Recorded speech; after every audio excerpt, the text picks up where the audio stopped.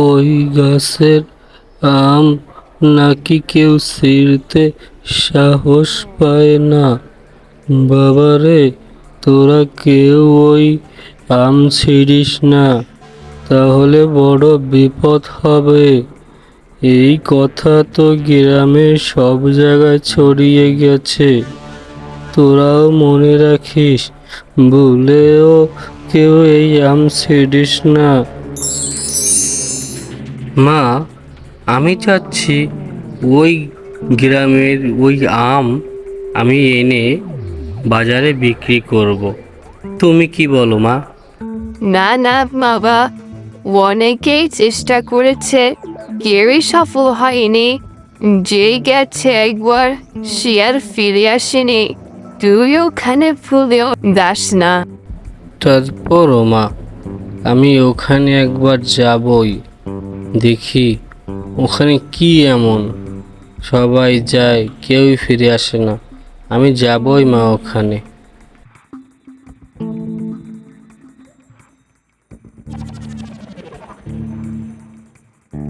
রাহাত কারো কথা না শুনে সে ওই আম বাগানে চলে যায়। এক পর্যায়ে যাওয়ার পথে ওই আম গাছের সামনে যখন যায়, তখন হঠাৎ করে এক মনি ঋষি বের হয়ে আসে। এরপর আপনারাই দেখেন। আজকে তো আমি এই আম নিয়েই যাব। আমগুলো কত সুন্দর, কত মিষ্টি হবে। গ্রামের বোকাশোকা লোক, ওরা তো এই আমের ব্যাপারে জানেই না। এটা যে সোনার আম কেউই জানে না। আজকে আমি এই আমগুলো নিয়ে ভালো টাকায় বিক্রি করব। আরে, কি এখানে কি? এই ছোকরা, তুই এখানে কি করিস? কি চাস এখানে? গুরুমশাই, আমি এই আম গাছ থেকে আম নিতে চাই। আমরা খুবই গরিব। এই আম বিক্রি করে আমি আমার মাকে ওষুধ কিনে দিতে চাই।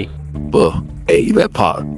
ছোকরা, তুই যদি আমার 3টি প্রশ্নের উত্তর দিতে পারিস, তাহলে তোকে এই গাছ থেকে আম নিতে দেব, আর না তো তোকে মেরে ফেলাবো। তুই এখন বল, তুই কি করবি? হ্যাঁ গুরুমশাই, আপনি আমাকে বরঞ্চ 3টা প্রশ্নই করেন, আমি উত্তর দেব সঠিক। আচ্ছা, ঠিক আছে। তুই যখন প্রশ্নের উত্তর দিতেই চাস, তাহলে বল দেখিনি, পৃথিবীতে সবথেকে দামি জিনিস কি? এরা উত্তর দে। গুরুজি, আপনার প্রশ্নের উত্তর হবে মানুষের ভালোবাসা। কারণ পৃথিবীতে সবথেকে দামি জিনিসই হলো মানুষের ভালোবাসা।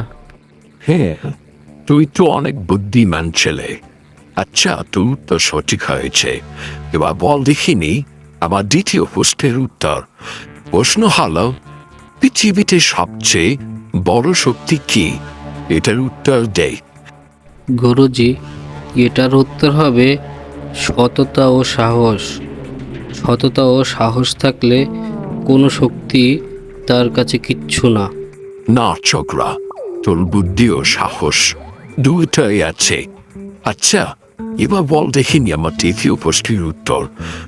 তুই যদি এই আম পেয়ে থাকিস, তাহলে তুই এই আম দিয়ে কি করবি? গুরুজি, সবার আগে আমি আমার মায়ের চিকিৎসা করব।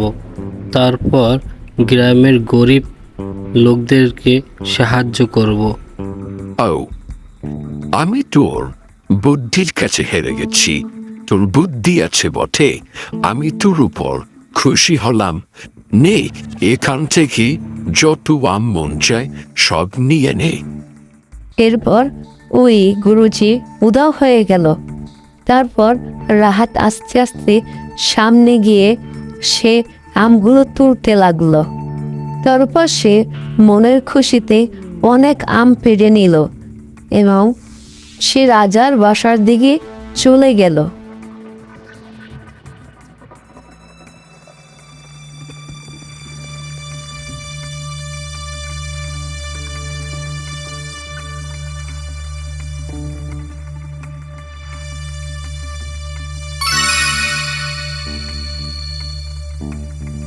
কিরে রাহাত, তুই এই সোনার আমগুলো কোথায় পেয়েছো? এই আমগুলো তো অনেক দামি। তুই কি আমাকে এই আমগুলো দিতে আসছিস? হ্যাঁ মহারাজ, আমি এই আমগুলো আপনার জন্য এনেছি। আমার মা খুবই অসুস্থ। এই আমগুলো বিক্রি করে আমি আমার মায়ের জন্য ঔষধ কিনে নিব।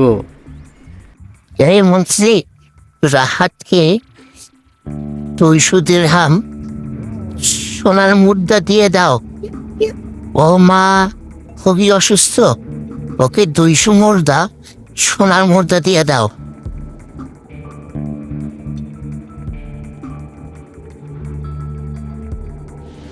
মহারাজ, আপনার এই উপকার আমি কখনই বলবো না মহারাজ।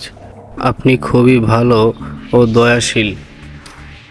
এই কথা বলে রাহাত 200 স্বর্ণ মুদ্রা নিয়ে চলে গেল।